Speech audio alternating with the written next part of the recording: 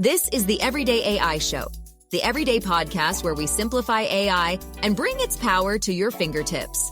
Listen daily for practical advice to boost your career, business, and everyday life.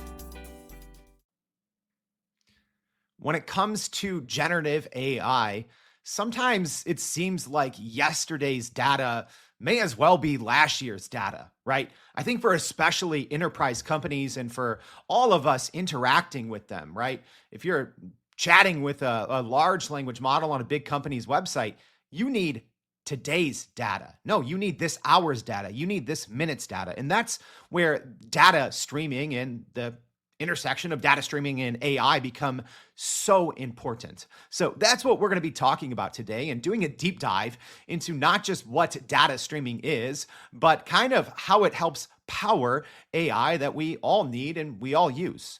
All right, so that's what we're going to be talking about. I'm excited.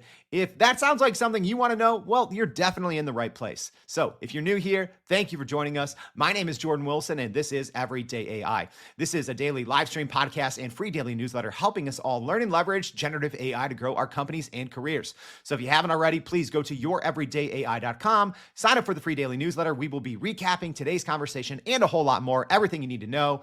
Speaking of everything you need to know, let's start off as we do every single day with a quick recap of the most important AI news. So NVIDIA has launched an open source AI model called NVLM, challenging industry giants. So NVIDIA's release of NVLM, the family of multimodal language models, is a significant development in the AI landscape, as NVIDIA will now be competing with established proprietary models from companies like OpenAI and Google and the open source or open weights leader in Meta. So the NVLM D72B, that's a mouthful. It showcases exceptional performance across both vision and language tasks, enhancing its capabilities in text-only tasks, which is a notable achievement in AI development. So NVIDIA's decision to make the model weights publicly available, along with plans to release training code, mark a pretty significant shift toward open source practices in a field dominated by closed systems. So benchmarking comparisons, early ones for NVIDIA's new model, show it performing competitively against leading models such as GPT-4, Claude 3.5, and Llama 3. All right, speaking of models, tons of model news. So Google is working on a reasoning-based model similar to OpenAI's O1 or Strawberry.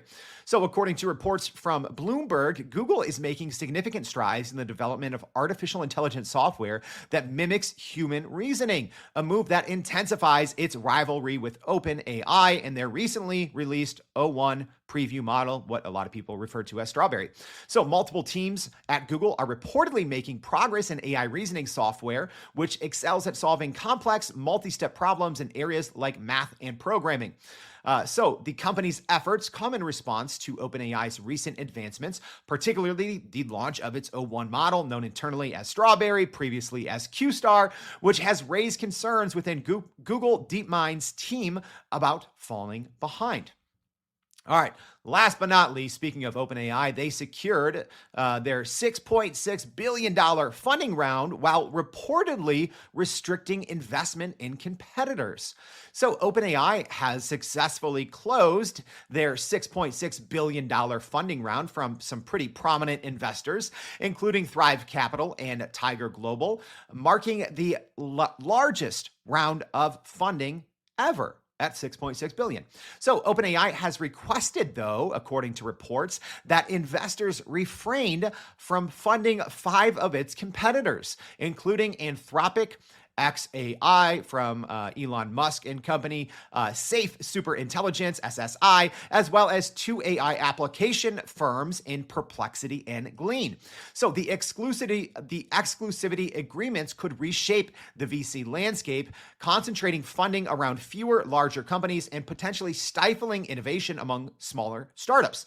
However, this ambitious strategy from OpenAI may open it up and attract some increased regulatory scrutiny and could push competitors to accelerate their innovation efforts to remain relevant in the market.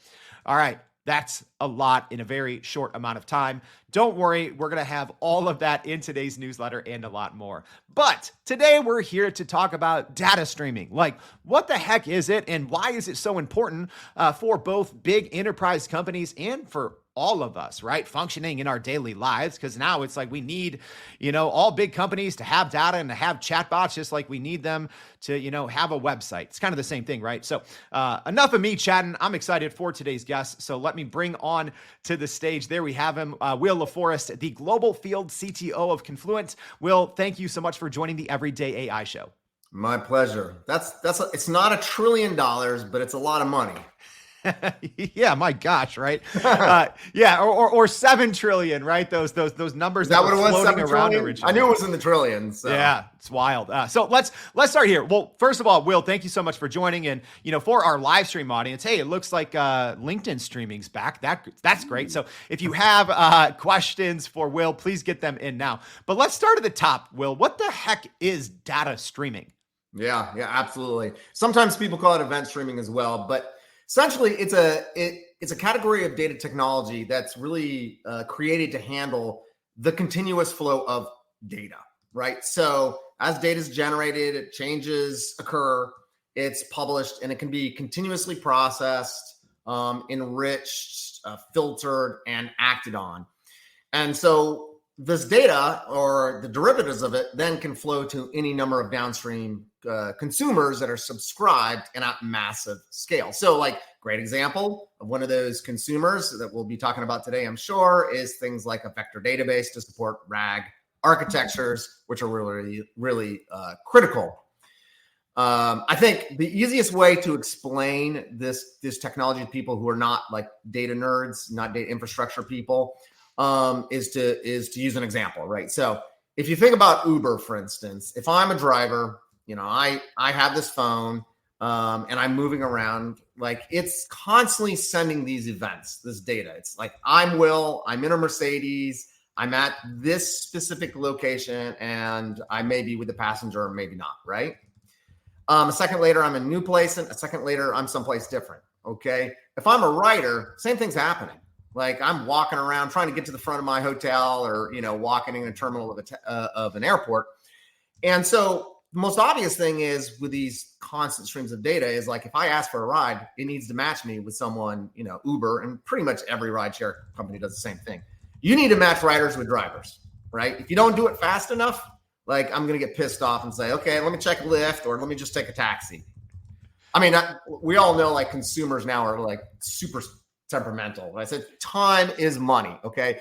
The other thing I'd say is like those streams of data, like if you're a data-driven company and you're applying machine learning, like that data needs to flow to all these other systems as well. Mm-hmm. So like Uber did a lot of early work in traditional machine learning. They had this platform called Michelangelo, but like that data is flowing there. They're looking at like, how do I affect surge pricing to like squeeze as much money out of us as possible?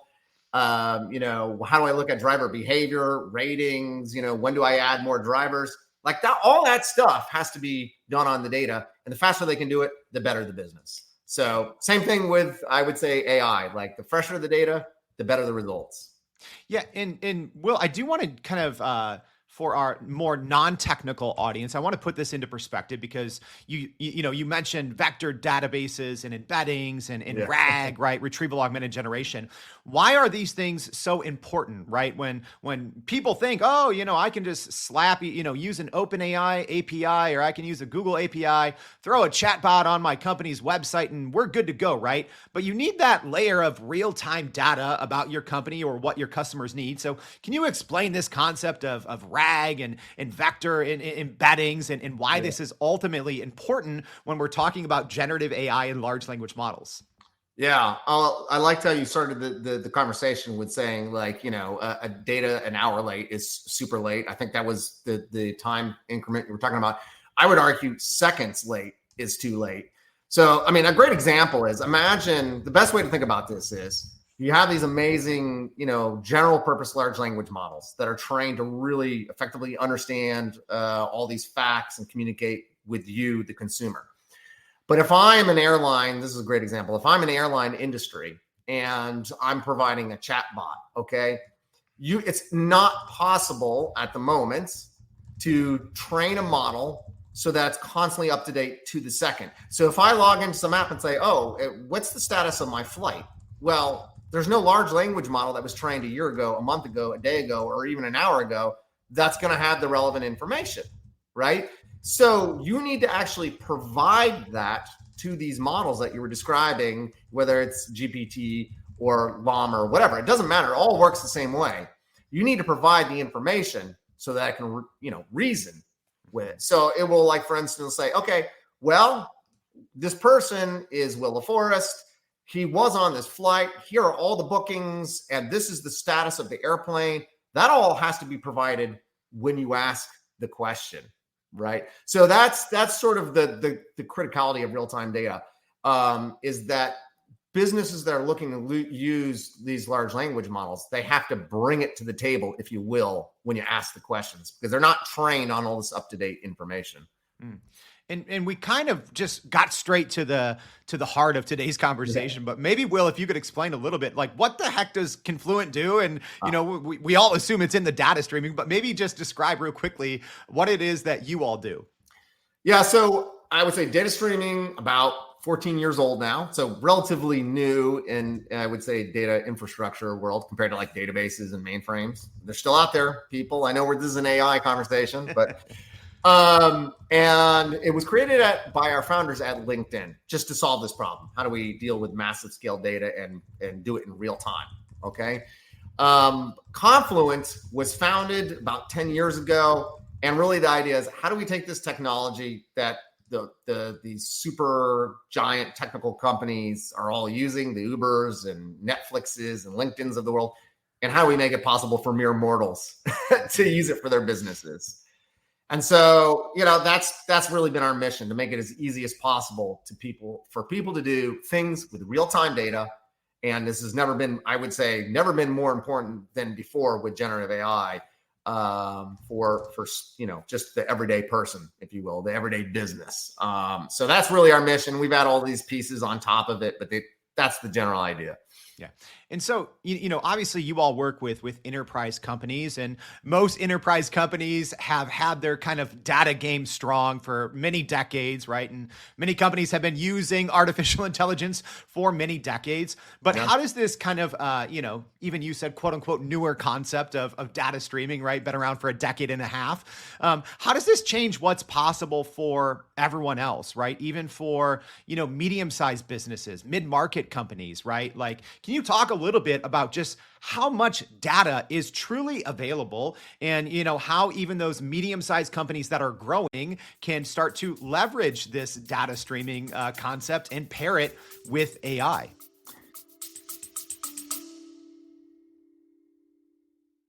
Are you still running in circles trying to figure out how to actually grow your business with AI? Maybe your company has been tinkering with large language models for a year or more, but can't really get traction to find ROI on Gen AI. Hey, this is Jordan Wilson, host of this very podcast. Companies like Adobe, Microsoft, and NVIDIA have partnered with us because they trust our expertise in educating the masses around generative AI to get ahead. And some of the most innovative companies in the country hire us to help with their AI strategy and to train hundreds of their employees on how to use Gen AI. So whether you're looking for ChatGPT training for thousands or just need help building your front-end AI strategy, you can partner with us too, just like some of the biggest companies in the world do.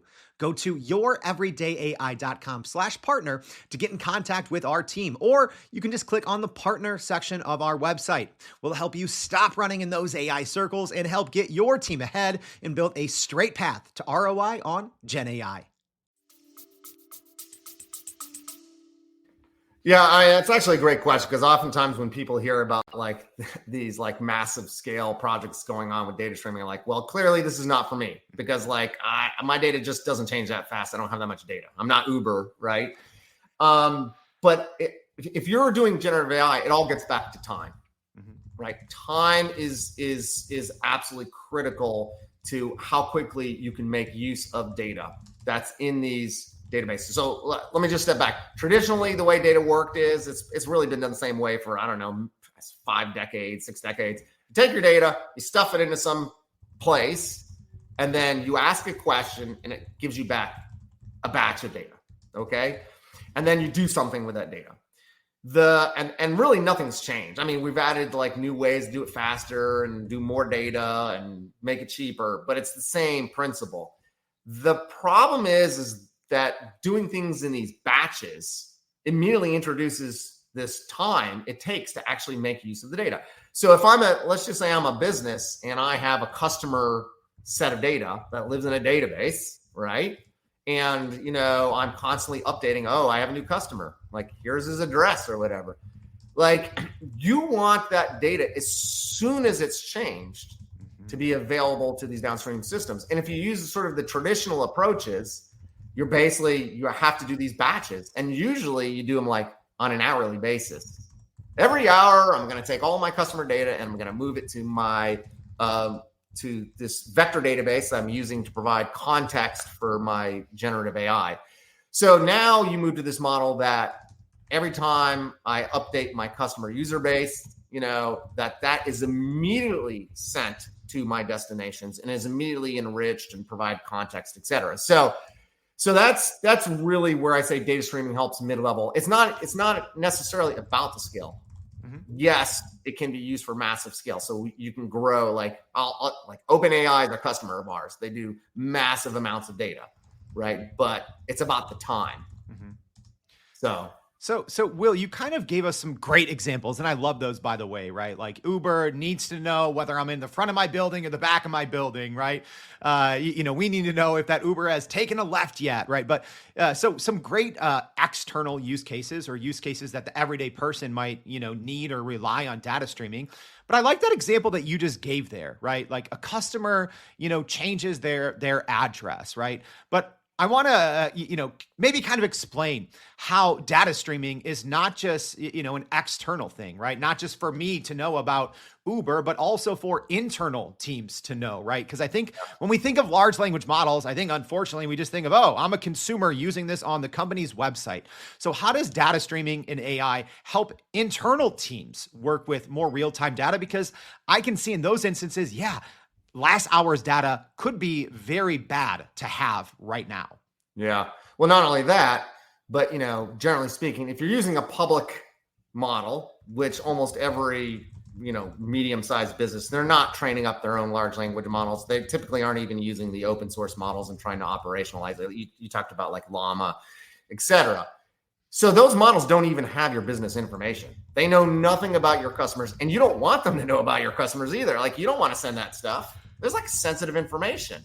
So you have to provide that to the model when you ask a question. So, actually it's kind of interesting because if you think about businesses, like startups, maybe not as much, but medium-sized, large businesses, I would say the first use case for generative AI is just increasing the efficiency of employees, right? And this means and I do this all the time, like internally, we have all this information. I want to be able to ask a question rather than search all these different silos of data, right?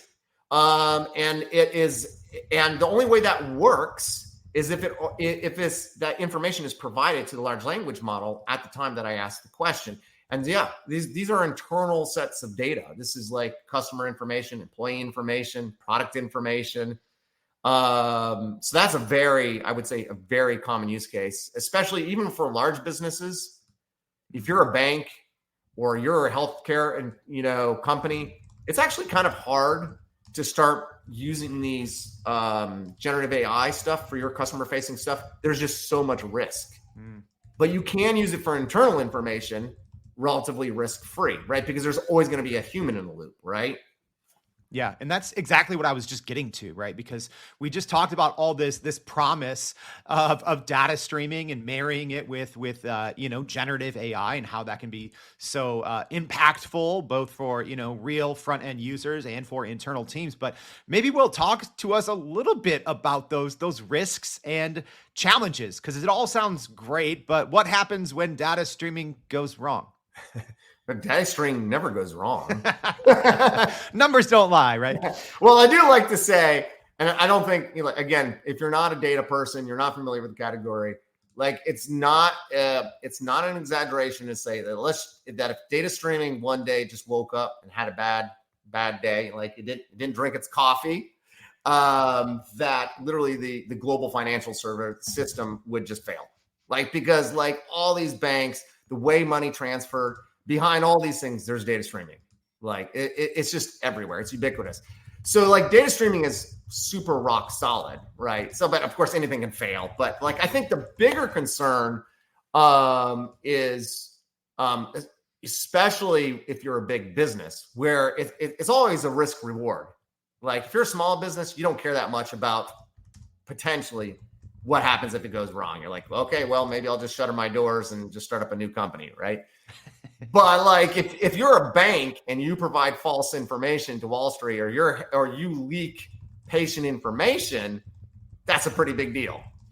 And so I think where it could go wrong, I think this is where one of the things that Confluent does is really important on top of data streaming. Data streaming fundamentally is just about delivering data really, really fast and acting on it.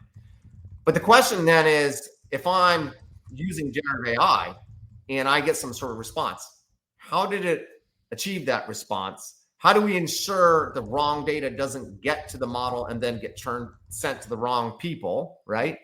Those are really important things. And so that's where there's this category called data governance, which is all about, as this data is being produced, I need to look at the data and make sure that like PII information doesn't get sent through. I need to make sure that, PCI information, that's a banking standard for payments, like your personal information, doesn't get through. So data governance is important. And the second thing there, I think, is if something does go wrong, and this is where like all the big generative AI players have to look at this, the medium guys do too. Like, how do I know what went wrong and why? So let's just say I enter in some prompt, I get some crazy ass hallucination that leads people to make bad business decisions, my customers. How do I, if all this data is in real time, it's not in the model, how do I know what that was? So you need this ability to trace what's called the provenance, the source of the data that was made in that decision. And I will say where I think we're going to be going in large language, like right now, that doesn't really exist very effectively in the large language models themselves. Like, because essentially they're trained on the entire internet, right? And it doesn't really track like where the pieces of information are coming from. They kind of don't want to be honest, because then it opens up a can of worms, which I'm sure you've talked about in podcasts. Yeah. So that's another place where it can go wrong. Like, you need to know how these answers were provided. Yeah. And speaking of that, a great question here from our audience from Cecilia. Yeah. So she's asking, Will, how do you ensure that data is truly coming from diverse sources so that you are getting complete information? How do you discern who is providing the data, or maybe is that data actually telling the full story? Yeah. I mean, that is a great question. And it is a challenge, big challenge we have right now in terms of applying generative AI in an ethical manner. So, I mean, first of all, I wish I had the magic incantation to solve that problem. I think I'm going to speak to how do you know you're getting the complete information and who is providing that data.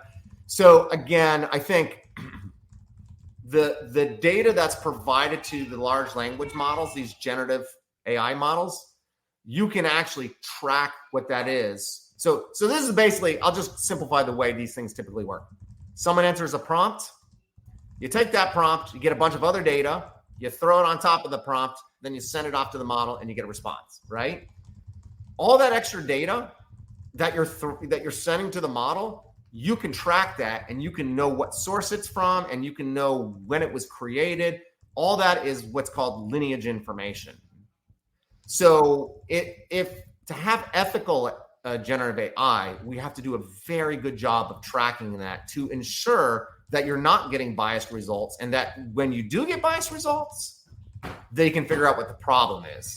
So hopefully that kind of answers the question. No, Yeah, it does. Absolutely. So, one thing that I kind of want to, shift toward, and I never put guests really in the hot seat or ask you to tell the future. But, one thing I'm always talking about and wondering about is just this availability of data. And even for, smaller businesses, which we kind of already referenced, but, 5 years ago, small businesses weren't thinking about using AI until generative AI came along and kind of democratized that. Yeah. Might there be a similar, realization when it comes to even data streaming, right? So where do you kind of see your industry headed as this generative AI landscape is changing so quickly, which brings more and more people in using models and wanting data? So where do you see it headed?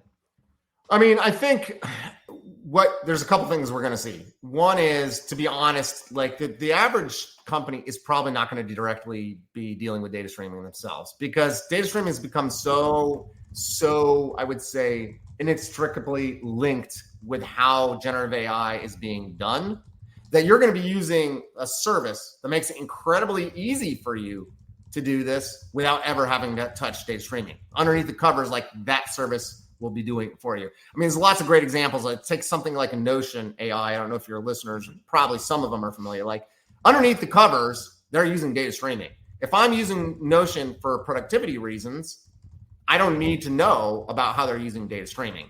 So that's one thing. You're just going to see these services do a much better job at connecting to your data sources and doing this all for you. So you don't have to do this crazy RAG vector database stuff. Like, even that is too much work. It's a lot easier than it used to be, like you said, like tremendously, but that's a lot more work. Second thing I think is we're going to see a lot more industry-specific integrations, training services take place. So if I'm a healthcare company, there's going to be companies that specialize in how do I deal with patient information. That's a very hard problem right now.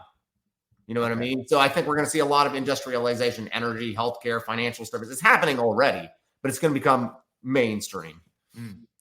All right. So Will, we've covered so much in a very short amount of time, right? Yeah. From data privacy and governance to how data streaming is changing both internal operations, external expectations. But as we wrap up here, maybe what's your one most important piece of advice for business leaders out there, who are really wanting to maximize the power of AI with data streaming? I mean, this is so cliche now, but it's so true. Just remember this. Garbage in, garbage out. Like, large language models are great, but if you want to use it for your business, you have to have high quality, well-governed data that's always up to date. Because as you said to start the show, an hour late is far too late, right? You're just going to piss off your customers, right? I don't even want to see data a second late, to be honest. Like, I get cranky, right? So making sure you get high quality data that's fresh and up to date is absolutely critical. So, like, the first thing in any major, if you want to make use of generative AI, it's a data problem. It's always a data problem first. All right. Well, this was, I think, whether you're a data geek or just trying to better understand data streaming and how it impacts us all, I think today's conversation was an especially important one. So thank you so much for taking time out of your day to join the Everyday AI Show. My pleasure. All right. And hey, everyone. Yeah, we just all got like some kind of degree in data streaming. That was great. If you weren't taking notes as quickly as I was in the background, if you hear, pound, pound, pound on the keyboard, that's me getting our newsletter ready for you. So yeah, we covered a lot, and it's going to be a lot more, some of the most important takeaways. So if you haven't already, please make sure to go sign up at youreverydayai.com. If this show was helpful, tell someone about it. Yeah, I know Everyday AI might be your little secret to make you the smartest person in AI at your company, but share the wealth. Please, if this is helpful, if you're listening on the podcast, leave us a rating, subscribe to the podcast, and go to youreverydayai.com. Sign up for that free daily newsletter, and we'll see you back tomorrow and every day for more Everyday AI. Thanks, y'all. And that's a wrap for today's edition of Everyday AI. Thanks for joining us. If you enjoyed this episode, please subscribe and leave us a rating. It helps keep us going. For a little more AI magic, visit youreverydayai.com and sign up to our daily newsletter so you don't get left behind. Go break some barriers, and we'll see you next time.